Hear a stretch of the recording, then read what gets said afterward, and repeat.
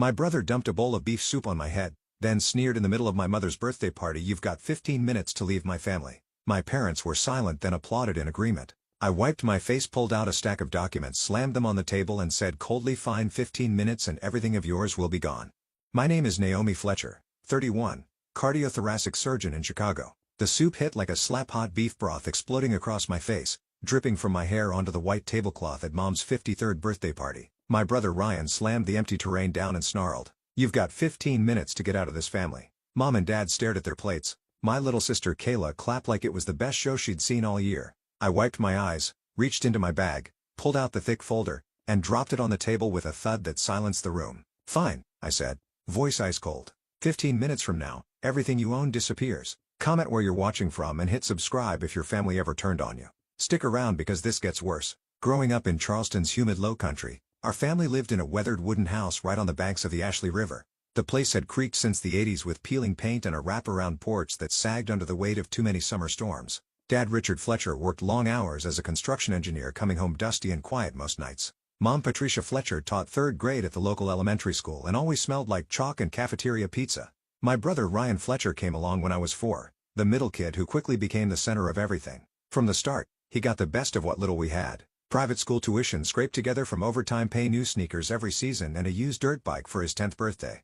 Mom would beam when he brought home a B-, saying he was just finding his way. Dad slapped him on the back for every little league hit, even the fouls. Then Kayla Fletcher arrived 6 years after Ryan, the baby, who sealed the deal on favoritism. By the time she was in kindergarten, the rules had shifted entirely. Her elementary school was the fancy one across town, the kind with uniforms and Latin classes. Mom drove her there every morning, packing organic lunches, while I caught the public bus with a peanut butter sandwich. Kayla's dance recital got front row seats for the whole family. My science fair wins earned a quick nod before Dad turned back to the TV. Money for Ryan's hobbies flowed like the river outside our door. Guitar lessons, summer camps, even a part-time job at Dad's firm that was more hanging out than actual work. When he turned 16, a shiny red pickup appeared in the driveway. Dad's bonus from a big project. Kayla hit 18 and got a sleek white sedan, keys handed over at her graduation party with balloons and a cake shaped like a college diploma. I watched from the sidelines, saving every paycheck from hospital shifts to cover my own loans. Grandpa Harold Fletcher lived 20 minutes away in a modest brick ranch house filled with old medical journals and pill bottles from his pharma days. He built a small company back in the 70s supplying heart meds to local clinics before selling out for a decent profit.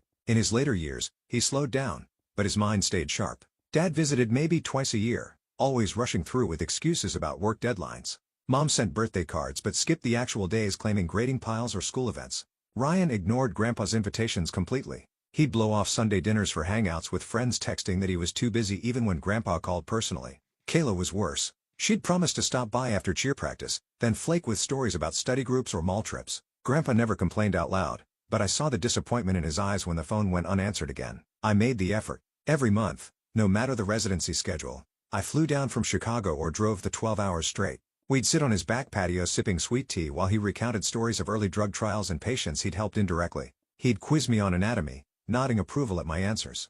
"You've got the fire, Naomi," he'd say quietly. "The others, they're just passing through." I brushed it off as old man talk, but it stuck. One weekend, when I was 25, Grandpa pulled me aside after lunch. His hands trembled slightly as he handed me a faded photo of his first lab team. "Keep pushing," he whispered. "Madison needs people who care more about lives than lifestyles." Ryan had skipped that visit for a beach trip. Kayla texted she had a headache. Grandpa didn't mention them again that day. Holidays highlighted the divide. Thanksgiving meant Ryan carving the turkey like a king, Kayla snapping selfies with the pies. Grandpa sat at the end of the table picking at his plate while Dad dominated the conversation with job site tales.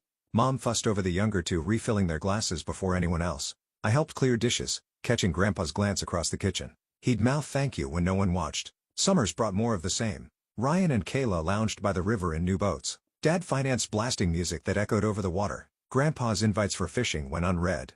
I joined him instead, casting lines in silence while he shared tips on patience and precision lessons that applied to surgery as much as hooks. "Details matter," he'd repeat. "Skip them and everything unravels." By my late 20s, the pattern was set. Ryan dropped hints about needing cash for ideas, getting quick checks from Dad without questions. Kayla's college fund grew fat, while mine came from scholarships I hunted alone. Grandpa's health faded, heart issues ironic for a man who'd profited from cures. Visits to his house became my escape away from the noise of favoritism back home.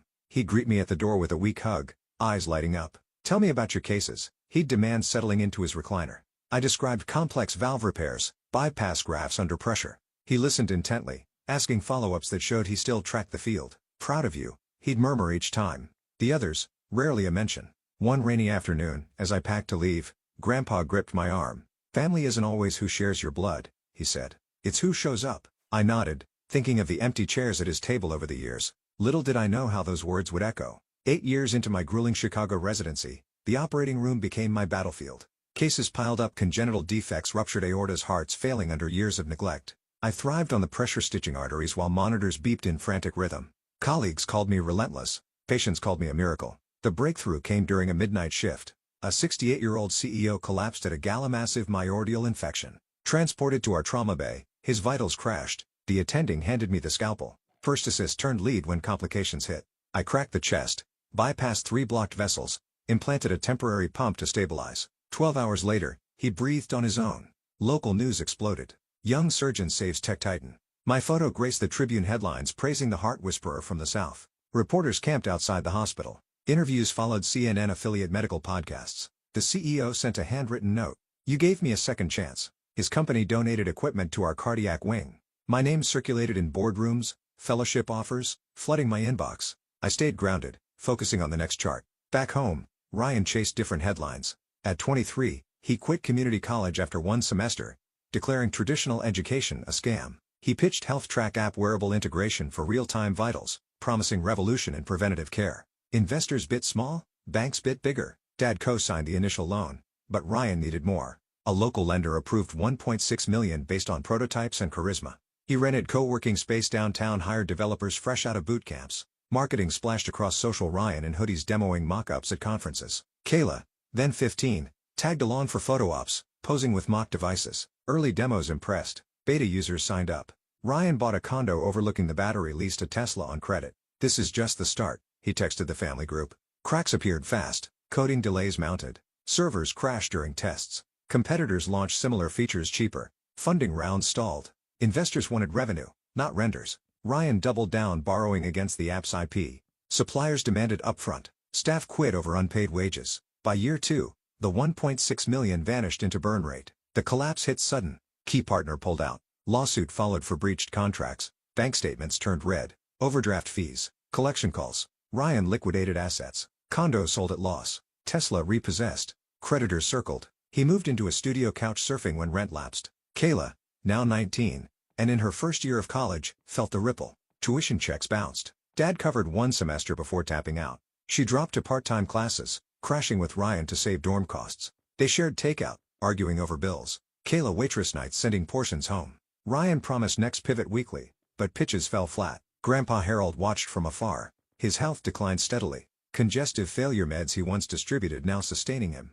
Hospital stays lengthened. Oxygen tanks became permanent. I coordinated care remotely, consulting as cardiologist between shifts. Ryan sent generic get well texts. Kayla posted sympathy emojis on social. 3 years ago, the end came quiet. Grandpa slipped away in his sleep monitors, flatlining at dawn. I flew down immediately, handling arrangements while the others arrived late. Funeral drew sparse crowd, old colleagues, a few neighbors. Dad spoke briefly. Mom dabbed eyes. Ryan checked his phone. Kayla scrolled feeds. After the service, a lawyer approached me in the parking lot. Miss Fletcher, Harold specified private delivery. He handed a sealed envelope thick with documents inside, official letterhead stating confidential inheritance matter designated solely to Naomi Fletcher. No details, just instructions to call for scheduling. I tucked it away, mind racing. Family gathered at the house post-burial. Ryan eyed Grandpa's watch collection. Kayla fingered antique vases. Dad suggested selling the property to split proceeds fair. I stayed silent, envelope burning in my pocket. The lawyer's words echoed sole designation. I excused myself early, claiming flight delays. Back in Chicago, I opened the letter alone. It outlined assets, company shares, trust details, but sealed sections required in-person verification. "For your eyes only," it stressed. I locked it in my safe,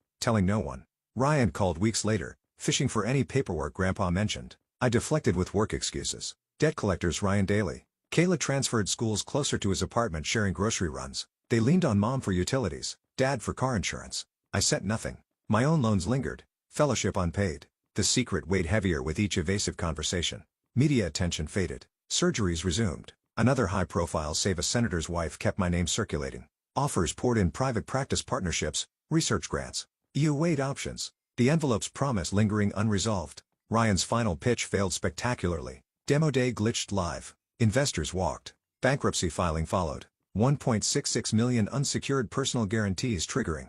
Kayla quit classes entirely picking up barista shifts to cover basics. They shared a one-bedroom tension thick. I scheduled a lawyer meeting discreetly. Flight booked under work conference. The inheritance remained my burden alone. Family oblivious to the shift about to come. The call came right after a 22-hour shift phone buzzing against my scrubs as I collapsed onto the on-call bunk. Ryan's name flashed. I answered expecting another bailout plea. Instead, his voice dripped. Honey, hey sis, mom's turning 53 next weekend. Big party at the house. Everyone's coming. We're all so proud of you. The famous surgeon now. Kayla jumped on the line extension pickup.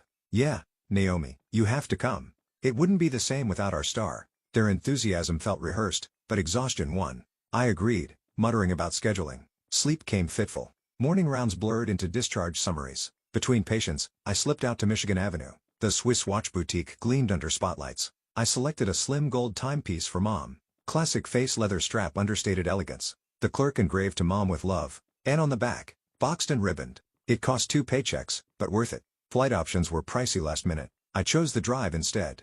12 hours straight interstate cutting through cornfields and mountains. Packed overnight bag cooler with energy drinks. Playlist of podcasts on aortic repairs. Hit the road at dawn. Chicago skyline fading in the rear view. Miles ticked by.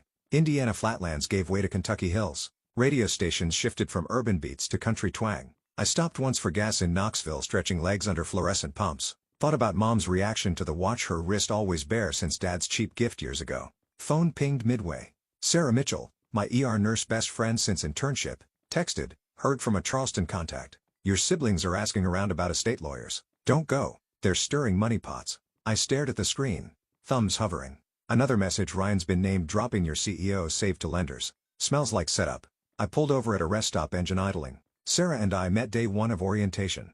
Her steady hands during codes my precision in chaos. She knew the family dynamics had listened to rants over cheap wine. Trust your gut. Her final text read. Gut said proceed. Eyes open. I merged back onto I-26 South Carolina signs welcoming. Sunset painted the low country gold as Charleston approached. Familiar exits triggered memories, but I pushed them down. Focus on the party, the gift, the drive home. Arrived after dark house lights glowing ahead, parked behind a row of cars more than expected. Grabbed the watch box, slung bag over shoulder. Door opened before I knocked. Ryan grinned wide, pulling me into a hug that lingered too long. The hero returns. Kayla bounced in hallway, snapping a selfie. Hashtag family reunion. Mom appeared. Apron dusted with flour. Her eyes widened at my scrub still on. Naomi, honey, you drove all this way. Presented the box. She unwrapped carefully, gasp escaping as gold caught light. It's beautiful. Slipped it on wrist transforming. Dad nodded approval from the couch, beer in hand. Guests milled neighbors, old classmates, a few faces from Ryan's failed venture. Sarah's warning echoed. Ryan steered me to the kitchen, arm around shoulders. We've got big plans for Mom's Day. Speeches, toasts. Kayla poured sweet tea, ice clinking. Their energy buzzed unnatural. Settled into guest room upstairs. Same one from childhood, posters long gone. Unpacked essentials, set alarm for early departure postpart. Phone charged, Sarah's texts unread again. Downstairs, laughter rose. Barbecue scent wafting. Lay awake staring at ceiling cracks. 12 hours behind the wheel. Body aching, mind alert. The watch sat gift wrap no more, but something else wrapped tight, anticipation mixed with dread. The house glowed under string lights in the backyard, strands crisscrossing above folding tables draped in checkered cloths. Nearly 50 guests mingled on the grass. Cousins, old high school friends, Dad's work buddies, nursing beers. Smoke rose from the grill where ribs sizzled, hickory scent mixing with citrus from lemonade pitchers. Mom held court near the dessert station, new watch sparkling as she accepted hugs. Dad flipped burgers, apron stained with sauce. Ryan circulated with a tray of day-old eggs, laughing loud at every joke. Kayla posed for group photos, phone flash popping. I grabbed a plate loading coleslaw and brisket. A neighbor cornered me first. Heard you're saving lives up north. More followed, questions about surgeries, city living. I answered politely. Fork midway to mouth. Ryan spotted me across the lawn, waved me over to his cluster. Everyone, this is the sister I told you about. The heart doc. Claps rippled. He slung an arm around my shoulders. Health tracks getting new life. Investors circling again. Prototype 2 launches next quarter. Heads nodded impressed. One guy in Apollo asked technical details. Ryan rattled buzzwords. AI integration, cloud syncing, debts restructuring. Clean slate soon. Kayla chimed in, nearby voice carrying. And I'm heading to Europe, study abroad program in Paris. Fashion marketing semester. Applause for her too. She twirled sundress flaring, scholarship covered, half saving for the rest. Guests cooed over her ambition. Conversation shifted to me. An aunt leaned in. Still single Naomi? With that salary, you could buy a mansion. Laughter erupted. Ryan grinned. Yeah, renting a condo. Dr. Money going to ramen noodles. Kayla joined the pylon. Living like a med student. Pizza boxes and takeout. When's the upgrade? More chuckles. I forced a smile, chewing slowly. Priorities differ. Dad called for toasts. Glasses raised sweet tea for some beer for others. Mom beamed center stage. Ryan spoke first, voice booming. To the woman who held us together.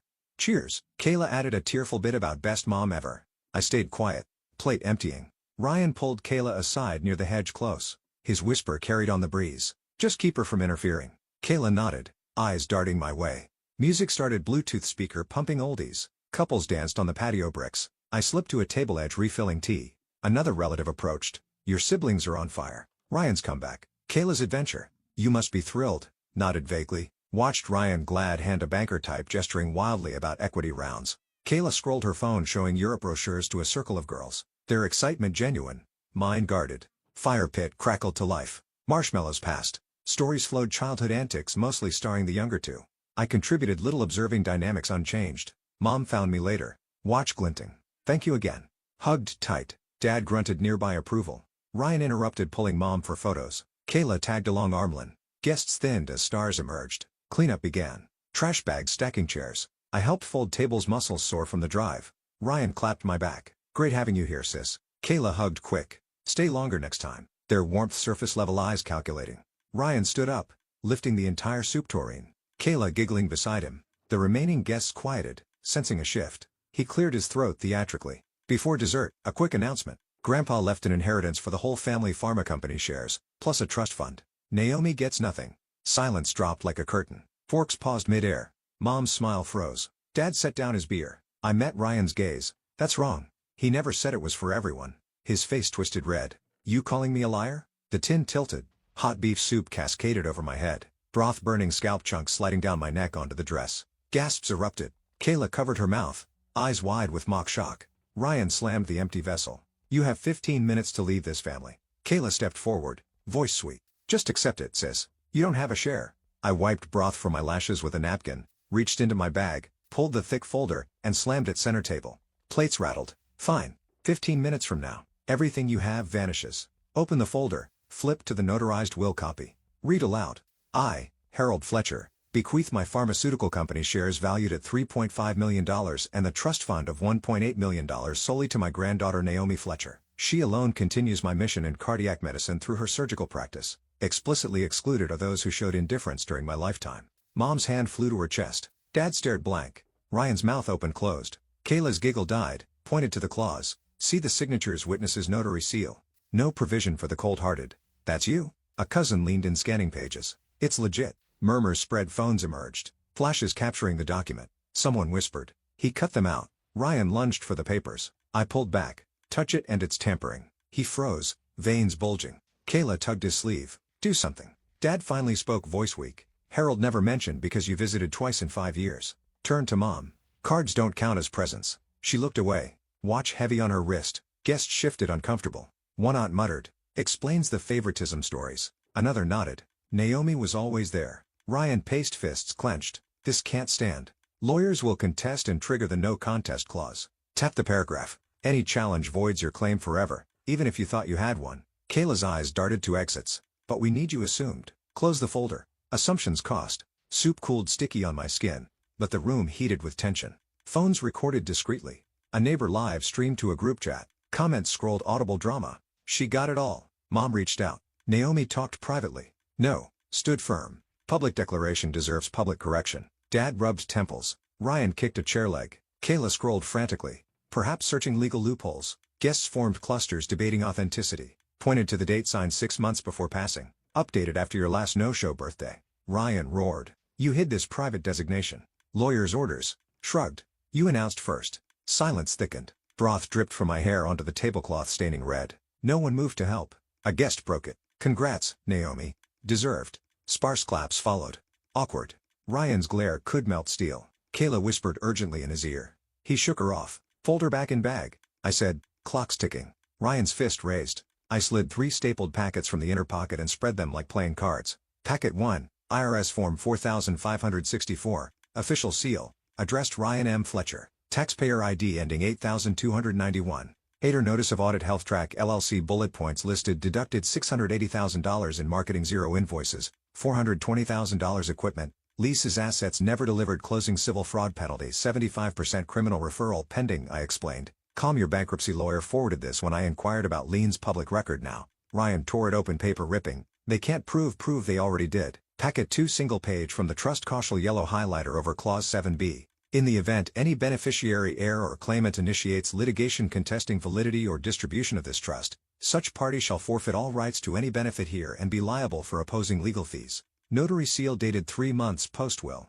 Grandpa added this after your last skipped visit. I said lawyer mailed me the update standard for sole beneficiary. Kayla's lips trembled. So if we sue, we get 0 and pay my costs. Packet 38-page debt assignment, bank letterhead, page 1, transfer of promissory note at tithe 2022 0 seek in principal $1,600,000 from First Coastal Bank to Naomi Fletcher MD. My signature notarized beside bank VP. Page 5. Acceleration clause triggered. Page 7. Foreclosure timeline notice. Monday auction, Friday. I bought the note to secure Grandpa's legacy. I continued. Your default triggered cross-collateral, condo, car, everything. Ryan's scream shattered glassware. He hurled the contract. Pages fluttered like confetti. Kayla sank, knees buckling. Mom whimpered. This is cruel. This is consequence. A guest whispered. She bought his bankruptcy. Ryan bolted toward me. I stepped behind the grill. Officers appeared at the gate. 2 uniforms. 1 sergeant. Welfare check. 9:47 p.m. Call, sergeant stated. Neighbor reported threats. I nodded. Caller. All evidence here. Ryan jabbed finger. She attacked me. Sergeant glanced at soup crust on my hair. Then Ryan's clean shirt. No marks. Civil. Kayla clutched the caudal copy. We're homeless by Friday, I confirmed. Dad supported Mom inside. Guests vanished into shadows. Ryan kicked the table leg, wood cracked. Cuffs flashed. Last warning. He froze. Kayla followed, officer's voice breaking.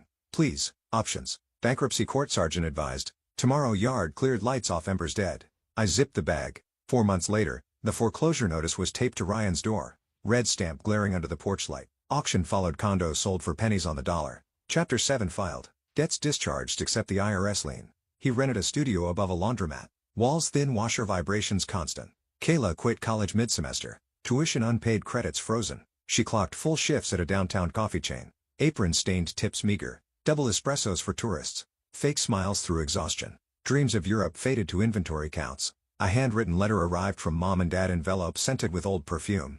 Pages of apologies. We were blind. Please forgive. I read once by the fireplace, fed it to the flames. Ashes scattered, no response sent. The pharma shares transferred seamlessly, $3.5 million in blue chip stock, dividends rolling quarterly. Board seat offered. I accepted remotely. Profits funded expansions in cardiac research. The trust's $1.8 million liquidated clean. I established the Harold Fletcher Scholarship Fund. Full rides for low-income South Carolina pre-med students from the Lowcountry. First recipients 2 from Charleston Public Schools, essays echoing Grandpa's passion for accessible care. Blocked every number, Ryan's burner attempts. Kayla's please parents landline. Changed locks on my Chicago condo, security upgraded.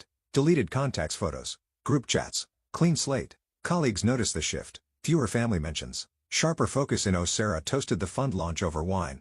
Legacy secured. Ryan spotted once at a gas station, unkempt, pumping cheap fuel into a beater. Eyes met. He looked away first. Kayla served me unknowingly at the airport kiosk. Name tag shiny, order taken mechanical. I paid cash. Left no tip, boarded without a word. Parents tried, one holiday card returned unopened. True family isn't blood, it's respect earned and returned.